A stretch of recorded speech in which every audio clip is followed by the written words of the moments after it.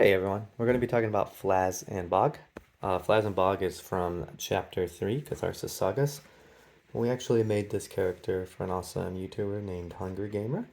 We worked with him and put this goblin together. The box art has a few other characters on it, these are other god tier backers, and we want to do a special artwork. So the dog and the goblin versus this flamingo here, duck in a flamingo deck. So let's jump into the character. It's one of the a little more complex. So first, I just want to show the back of these powers. When you set up this character, you're going to draw two of each power. You have three types of power: strength, defense, and utility. So you get two of each. So just draw two from each deck. But let's jump into the roll card first, and then we'll go over the powers.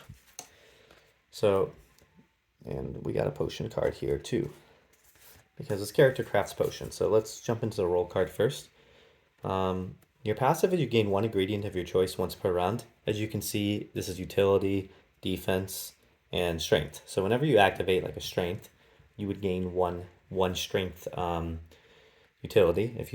One strength, and if you activated a D for defense, you would gain one defense.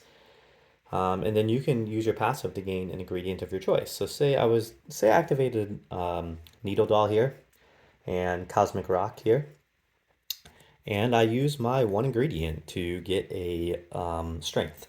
That means I use three strength abilities. There's three strength potions or ingredients this round. So I would refer to the chart and I would see SS plus S.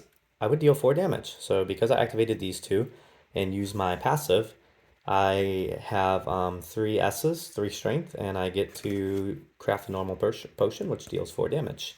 Say I activated like SUD. For every 5 damage target player deals next round, they prevent 1 damage. So if I targeted, say, Unmay, and she dealt 15 damage, she would also prevent 3 damage. And you got different things. But there's epic potions. Now, how do you get 4? Well, let's go back to the roll card.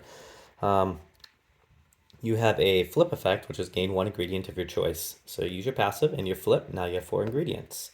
There's other ways to get 4 ingredients as well, such as the partnership mechanic, which gives you more dice. You can see this character, every ability costs 3 dice, so it's a little hard. It's going to be harder for you to always get, 3 or 4 ingredients each round. You also have the option to adjust one of your dice to the value of your choice. So if you really only have 5 dice you can use, and you really want to get 2 abilities activated, use that. See, as you can see, the setup is separate your strength, defense, and utility, as we talked about before. And you draw 2 for on your player board. When you replace the power, replace it with the same type. Cool. Let's go over the always active. Sorry about that. When your roll is flipped, you gain the dog effects on ability activations. You may not unflip your roll by spending morale. So spending morale will never unflip your roll. You may unflip your roll by spending 3 wild dice. You do not gain ingredients from ability activations when your roll is flipped. So because if I flip this to get that 4th epic ingredient, I'm not going to be able to get any ingredients until I spend 3 wild dice on this. But say I flip this to get the 4th ingredient, and the next round I spend 3 wild dice on this. Boom, it unflips. You have access to your passive immediately. You could activate, say, this, get a utility, use your passive to get another utility, and then flip again to get a 3rd utility. But that's only a normal potion, so you may have to wait 1 round. But there is a benefit to having your roll flipped. When your roll is flipped, you gain the dog effect. So this dog effect, as we saw in the always active here, you gain the dog effects on ability activations. So let's go back and look. Let's pick up Needle Doll here. So if I activate the top, deal 7 damage, deal 2 damage to any player. That player takes -1 damage. So if my roll is flipped, you have access to the dog effect. And some of the dog effects are pretty cool. Like deal damage to an enemy equal to the damage you take this round. The damage cannot exceed your total health. If you were to die from damage, instead draw 2 new strength powers, they become your player. That becomes your player board. Really cool. So the dog effect can be really powerful. So there is like just a play style where you just stay, with your dog effect, and you can get like an extra 3 damage or an extra prevent damage every round, like Armor Shred X. Deal 1 damage and prevent 1 damage. There's a lot of value in the dog, and that's a mechanic you can play around, but that means you're not crafting potions. And some of the potions are also really cool. So, I'll go over this. Potions ingredients can only be used in the round they're gained. So you have to use them in the same round. They don't carry over. That's why there's no tokens. So you activate 2 abilities and you just use your passive to gain a strength, 3 strength, boom, you activate the potion. They never carry over. The potions have effects that say next round applies only to the next round of the current combat. So they never carry over to the next combat.